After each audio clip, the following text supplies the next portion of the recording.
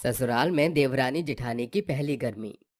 सुष्मिता नाम की औरत का मध्यम वर्ग का एक छोटा सा घर था, जहां उसके दो बेटे बहू और पति साजन रहता था। छोटी बहू स्नेहा अपने सास ससुर के साथ घर के अंदर डाइनिंग टेबल पर बैठी थी। तभी सास अपनी बड़ी बहू ममता को बुलाकर कहती है। अरे ओ ममता बहू, तेरे पापा जी तुझे बुला रहे हैं। आज उनको चूल्हे की रोटी और साग खाने का मन है।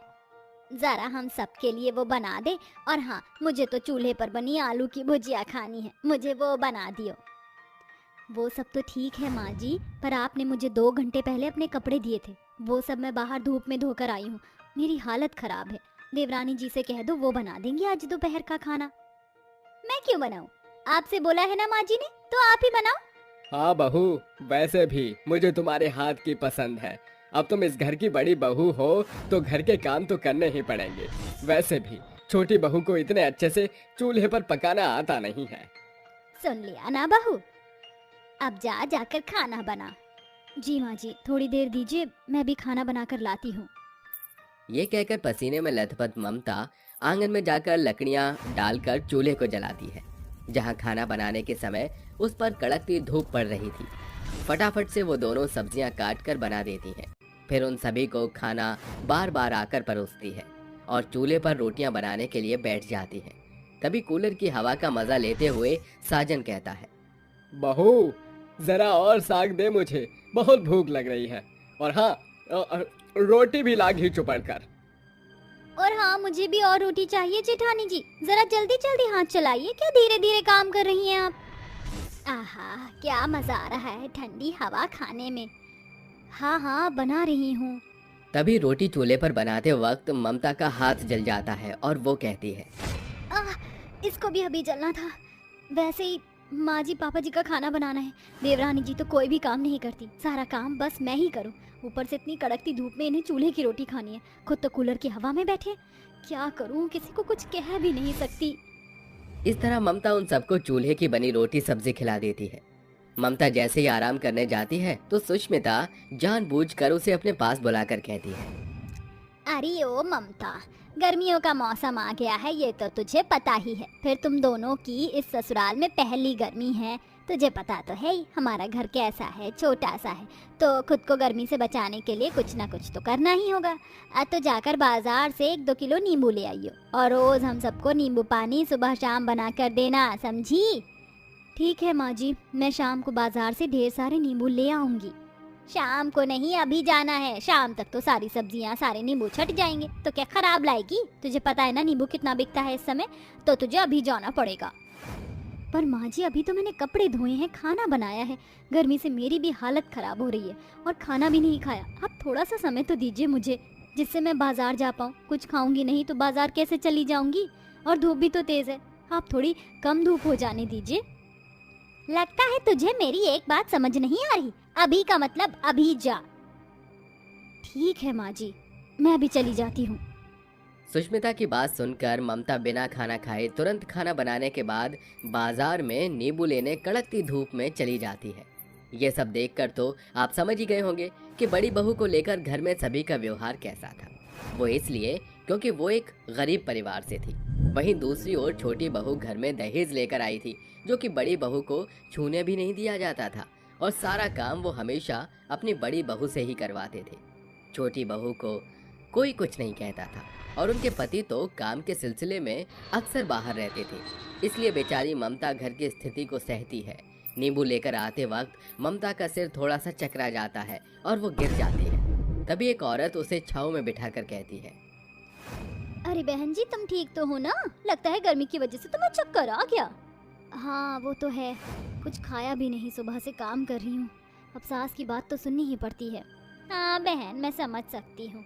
ऐसा करो, तुम यहाँ पास के नींबू पानी वाले से 1 गिलास नींबू पानी बनवा कर पी लो। तुम्हें थोड़ा ठीक लगेगा तो चली जाना। हाँ बिल्कुल ठीक कह रही हैं, इससे थोड़ा ताकत मिलेगी। माँ जी तो कुछ समझती ही नहीं है, बस रोबोट की तरह मुझसे काम करवाती हैं। देवरानी से तो बिल्कुल भी नहीं करवाती। ऐसे ही गर्मी ने जान खा रखी है। ये कहकर ममता नींबू पानी वाले के पास जाकर नींबू पानी पीती है और वो औरत चली जाती है। कुछ देर बाद जब वो घर आती है तो सास कहती है। कि अरे ना स्पीटी करमजली कहीं की, इतनी देर कहाँ लगाती तूने बाजार में? कब से नींबू पानी मांग रही हूँ मैं। माँ जी आते वक्त मुझे चक्कर आ रहे थे तो 10 मिनट में छांव में बैठ गई, वो तो एक औरत ने संभाल लिया मुझे। अरे वाह वाह जेठानी जी, क्या बहाना बनाया है आपने माँ जी से झूठ बोलने का। जरूर खा पी रही होंगी बाहर कुछ। ऐसा कुछ भी नहीं है, सुबह से मैंने भी कुछ नहीं खाया। हाँ हाँ, काम ना करने के बहाने होंगे, आपके घर पर काम जो करना पड़ता है इसलिए जानबूझकर इतनी लेट आई हो।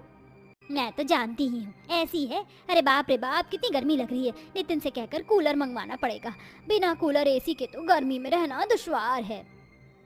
माँ जी एक कूलर तो मैं भी अपने कमरे में लगवाऊंगी।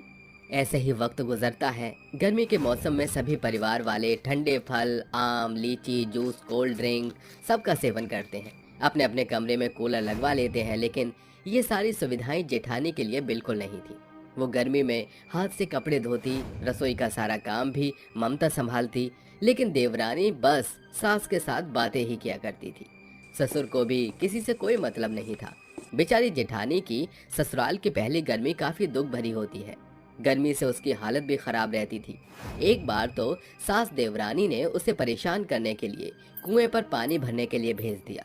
अब गर्मी थी तो बिजली का बिल तो 2-2 कूलर चलने से आना ही था। ये बिल देखकर सुष्मिता कहती है, अरे मोरी मैया, ये क्या 500 रुपए का बिल? इतना ज्यादा बिल कैसे आ गया? मैंने तो कूलर भी नहीं चलाया। झूठी कहीं की, जब देखो पूरा दिन कूलर के आगे बैठी रहती है और फिर भी कहती है। लेकिन सबसे ज्यादा कूलर तो मैंने चलाया है माँ जी से झूठ बोलकर। अरे माँ जी, हो सकता है जेठानी जी ने हम दोनों के पीछे कूलर चलाया हो, इसीलिए इतना बिल आया हो। हाँ हाँ, छोटी बहू तो बिल्कुल ठीक कह रही है। जरूर ये बड़ी बहू का काम होगा। हम ऐसा करते हैं, गर्मी का समय चल रहा है, कुछ समय के लिए खंबे पर बिजली के तार डाल देते हैं। फ्री की बिजली आएगी, किसी को पता नहीं चलेगा और ये काम हम रात को करेंगे। अरे हाँ, ये तो आपने बिल्कुल ठीक कहा, ये अच्छा तरीका है। ये सब सुनकर ममता कहती है, माँ जी, पापा जी, आप ये गलत कर रही हैं और ये खतरनाक भी हो सकता है, प्लीज ऐसा मत कीजिए। चुप रह बहू तू, ये पहले भी होता था और किसी को पता नहीं चलता था, ना कुछ होता था। हाँ माँ जी, आप बिल्कुल ठीक कह रही हो, मेरे घर में भी ऐसा ही होता था। ऐसा कहकर सभी ममता को डांट देते हैं। तभी रात होते ही गर्मी की बचत करने के लिए स्नेहा खंबे पर तार डाल देती है और बिजली की चोरी करती है। बिजली ना आने पर वो बिजली के तार दोबारा से लगा देती है कि उसे जोर जोर से बिजली का झटका लग जाता है। तभी ममता आकर उसे बचाती है। सब उसे डॉक्टर के पास ले जाते हैं, जहां डॉक्टर उसे एग्जामिन करने के बाद कहता है, देखिए, अगर इन्हें बहुत देर तक बिजली का झटका लगता और आपने लाने में थोड़ी देर कर दी होती तो आज इनकी जान चली जाती। आपको थैंक्स बोलना चाहिए अपनी बड़ी बहू को। बहू मुझे माफ कर दे, जो मैंने तेरी बात नहीं सुनी और तेरे साथ इतनी बदसलूकी की। मैंने ही नहीं बल्कि घर में सबने। हाँ दीदी, मुझे माफ कर दीजिए, मैंने आपके बारे में बहुत उल्टा सीधा कहा, पर आपने मेरी बदले में जान बचाई।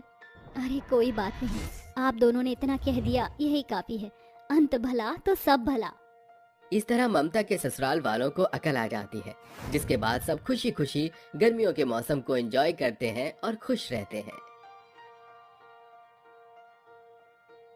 ना जाने कैसी किस्मत लेकर आई हैं हमारी ये दोनों काली बेटियां। कोई भी शादी के लिए इन्हें पसंद करता ही नहीं है।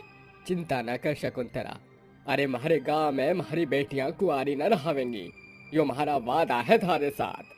अरे के बात कर रहे हो आप? पहले ही आपकी दोनों बेटियों को लड़के वाले कई बार नापसंद करके चले गए हैं और सबसे बड़ी आफत महिमा की है। अरे महिमा की खूबसूरती के चलते सब उसे ही पसंद करते हैं। यह बात तो है, हमारी बेटी महिमा बहुत सुंदर से। अब क्या सोच रहे हो आप? अब एक ही तरीका से हमारे पास, अगर हम अपनी बेटी महिमा को रिश्तेदारों के सामने आने ही ना दे तो हमारी दोनों बेटियों की शादी हो सके। ये बात भी ठीक है, अब जब रिश्तेदार आएंगे तो हम उन्हें अपनी बेटी महिमा को नहीं दिखाएंगे। ऐसा सोचने के बाद वो दोनों फिर से लड़के देखना शुरू कर देते हैं, जिसके चलते उनके घर पर महेश्वरी नाम की औरत रिश्ता लेकर आती है। आपकी बेटियां कहाँ हैं? आप अपनी बेटियों को तो बुलाओ, कुछ बातें मैं भी कर लूंगी उनसे। महेश्वरी के कहने पर शकुंतला अपनी बेटी कन्नू और कंचन को बुला लेती है। ये लो जी, आ गई मेरी दोनों बेटियां। आपकी तीसरी बेटी कहाँ है? मुझे तो बताया गया था कि आपकी 3 बेटियां हैं। तीसरी बेटी के नाम से ही शोभनाथ और शकुंतला हैरान रह जाते हैं। देखिए, मेरे 3 बेटे हैं और मैं चाहती थी कि मैं अपने तीनों बेटों की शादी एक ही घर की लड़कियों से करूं, ताकि वह देवरानी जेठानी बनने के बाद आपस में झगड़ा ना करें। ये सुनते ही उन्हें थोड़ी संतुष्टि होती है और वो दोनों अपनी तीसरी बेटी महिमा को बुला लेते हैं। महिमा सुंदर होने के साथ साथ अपनी खूबसूरती पर घमंड भी करती थी। अरे वाह, ये तो बहुत सुंदर है। आपकी सबसे छोटी बेटी की शादी मैं अपने बड़े बेटे से करना चाहती हूँ, अगर आपको कोई आपत्ति ना हो तो। अरे बहन जी, ये कैसी बात कर रही हो आप? भला मन ने क्या आपत्ति हो सके है? मारा भी सपना साकार हो गया। इब तुम्हारी तीनों ही बेटियां एक ही घराने में ब्याह के जावेंगी। शोभनाथ अपनी तीनों बेटियों की शादी तय कर देता है, लेकिन महेश्वरी को तो केवल महिमा ही सबसे ज्यादा पसंद आती है। ऐसे ही कुछ ही दिनों में शादी की तारीख निकल आती है और दोनों परिवारों में शादी की रस्में शुरू हो जाती हैं। चलो मेरी बेटियों, तुम्हें लहंगे दिलवाने जाना है। अरे अपनी पसंद के लहंगे ले लेना। शकुंतला एक शोरूम में जाती है जहां पर वो केवल अपनी बेटी महिमा के साथ ही रहती है और बाकी उसकी दोनों बेटी कन्नू और कंचन एक तरफ खड़ी होती हैं। अरे तुम दोनों खड़ी के हो, चलो अपने लिए भी कुछ पसंद कर लो। शकुंतला भी अपनी बेटियों में भेदभाव करती थी। जो लड़की सुंदर और गोरी थी वो उसे ही ज्यादा प्यार करती थी, लेकिन जो खूबसूरत नहीं थी उन दोनों को वो पूछती भी नहीं थी। माँ देखो ना, मैंने अपनी शादी में पहनने के लिए ये वाला लहंगा लिया है। माँ ये ड्रेस कितनी प्यारी है, मुझे तो यही वाली चाहिए। उसका रेट देखने के बाद शकुंतला कहती है, अरे नहीं बेटी, ये तुझ पर बिल्कुल भी अच्छा नहीं लगेगा, रहने दे, इसको मत देख, कुछ और ले ले। शकुंतला उसके हाथ से वो ड्रेस लेकर रख देती है। पर बाजार में ये यहाँ से वहाँ हर एक शोरूम में शकुंतला अच्छे और महंगे कपड़े केवल अपनी बेटी महिमा के लिए ही लेती है और धीरे धीरे शाम का वक्त हो जाता है, जिसके चलते शकुंतला वापस अपनी बेटियों को लेकर जाने लगती है। माँ रुक जाइए, आपने हमें तो कुछ दिलवाया ही नहीं। अरे तो किसने मना किया तुम्हें खरीदने से? जब तुम खरीदना ही नहीं चाहती तो मैं क्या करूँ? शकुंतला जल्दबाजी में थोड़े से पैसों में ही अपनी दोनों काली बेटियों को लहंगे और शादी का बाकी सामान दिलवा देती है। वहीं शादी की सभी रस्मों में केवल महिमा की ही रस्में अच्छी होती हैं, जिसके चलते महिमा अपनी दोनों बहनों से कहती है, हाय हाय बेचारी, तुम दोनों की कितनी बुरी किस्मत है। कोई भी रस्म तुम्हारी अच्छे से नहीं हो रही। तुम जानती हो क्यों तुम्हारे साथ ऐसा हो रहा है? अरे तुम्हें कहाँ पता होगा, मैं बताती हूँ। दरअसल बात यह है कि मैं इतनी गोरी और सुंदर जो हूँ, लेकिन तुम दोनों काली कलूटी बैंगन लूटी हो। ऐसा कहकर वो हंसने लगती है। बस करो महिमा, तुम जानती हो ना तुम हम दोनों से ही छोटी हो। अगर और बदतमीजी की तो मैं तुम्हें अच्छा सबक सिखाऊंगी। मुझे हाथ लगाने की कोशिश भी मत करना, नहीं तो माँ और पिताजी से तुम्हारी ऐसी शिकायत लगाऊंगी कि तुम दोनों याद रखोगी। महिमा ऐसा कहने के बाद अपने कमरे में चली जाती है। कुछ ही देर में शोभनाथ अपनी दोनों बेटियों के पास आता है। मेरी प्यारी बेटियों, चिंता मत करो। महिमा तुम्हारी माँ पर गई है, उसका स्वभाव ही ऐसा है। उसकी बातों का बुरा ना मानो तो ही बढ़िया है। लेकिन मैं बड़ा ही दुखी हूँ। मेरी बच्चियों, तुम्हारे जाने के बाद हमारा क्या होगा, यो मन ने समझ को नहीं आ रहा। पिताजी आप क्यों परेशान हो रहे हो? हम आपसे मिलने आया करेंगे। हाँ पिताजी, आपकी बेटी आपको कभी नहीं भूलेंगी। ये सुनते ही शोभनाथ अपनी दोनों बेटियों को गले से लगा लेता है। तभी वहाँ शकुंतला आ जाती है। तुम्हारा और तुम्हारी इन दोनों काली बेटियों का प्यार खत्म हो गया हो तो मेरे साथ दहेज का सामान देख लो महिमा का। ऐसा कहने के बाद वो चली जाती है। दहेज का सामान भी केवल महिमा के लिए ही आया होता है। शकुंतला अपनी बेटियों में बहुत ज्यादा भेदभाव करती है, लेकिन फिर भी कन्नू और कंचन कुछ नहीं कहती। ऐसे ही धीरे धीरे वो दिन भी आ जाता है जब उन तीनों बहनों की शादी होती है। अरे जल्दी तैयार हो जा महिमा, बारात दरवाजे पर खड़ी है। ओहो, समय तुला की गौना में इतनी खूबसूरत जो हूँ। कुछ ही देर में उन तीनों की शादी हो जाती है, जिसके बाद शोभनाथ शकुंतला से कहता है, अरे शकुंतला, अपनी बेटियों को यूं खाली हाथ विदा करेगी के? जाके हमारी बेटियों के शगुन के थाल लेके आ। महिमा ये सुनने के बाद घर के अंदर से 3 थालियां शगुन की लेकर आती है। लेकिन ये क्या, उनमें से केवल एक थाली ही बहुत अच्छी और सुंदर होती है, जिसमें महंगी साड़ी, गहने, तोहफे होते हैं। लेकिन बाकी की 2 में सस्ती सी साड़ी और केवल 100 का नोट होता है। अरे शकुंतला, तन्ने यहाँ भी अपनी बेटियों में फर्क किया है। हे भगवान, तेरा कुछ नहीं हो सकता शकुंतला। अजी ये कैसी बातें कर रहे हो? भला मैं क्यों अपनी तीनों बेटियों में फर्क करूंगी? अरे बात ये है, दरअसल ये महंगी वाली थाली दुकान वाले के पास एक ही थी, तो मैंने ये एक शगुन की थाली भी खरीद ली। देखो तो सही हमारी बिटिया महिमा के हाथों में ये कितनी सुंदर लग रही है। शोभनाथ कुछ कहता तभी वहाँ महेश्वरी आ जाती है। देखिए जी, जब अपनी बेटियों को विदा कर दीजिएगा, क्योंकि अभी आपकी दोनों बड़ी बेटियों की फ्लाइट भी है। शोभनाथ और शकुंतला फ्लाइट का नाम सुनते ही हैरान रह जाते हैं। अरे ये फ्लाइट किस लिए? हमारी बड़ी बेटियों को आप कहाँ भेज रही हो?